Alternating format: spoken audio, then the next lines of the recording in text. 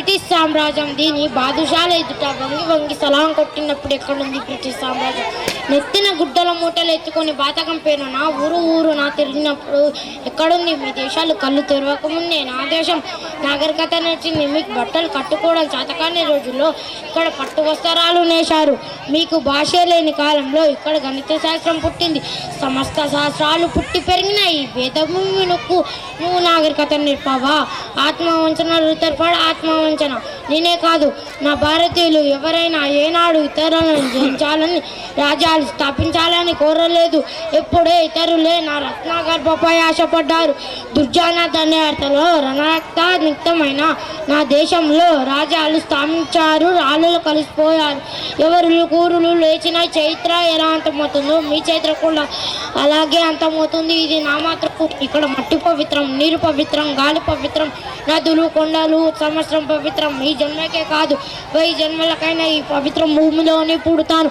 నా ప్రజల సమృద్ధికై పాటుపడుతాను. స్వరాజ్యం ఒకరు ఉంచుకునే బిచ్చం కాదు, పోరాడి గెలుచుకునే హక్కు. రత్నం వంశాలు ధరపోసి రక్షించుకోవాల్సిన వరం.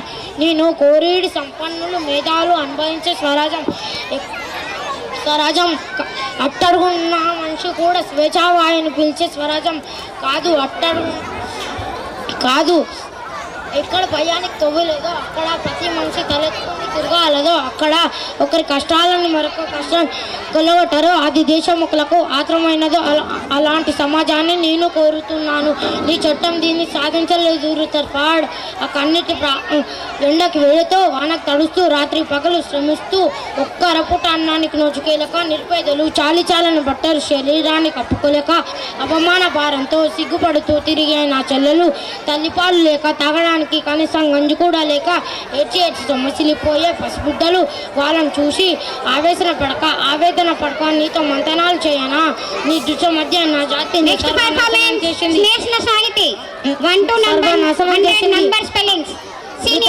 ఆ కన్నెటి ప్రవాహంలో కరుగట్టింది.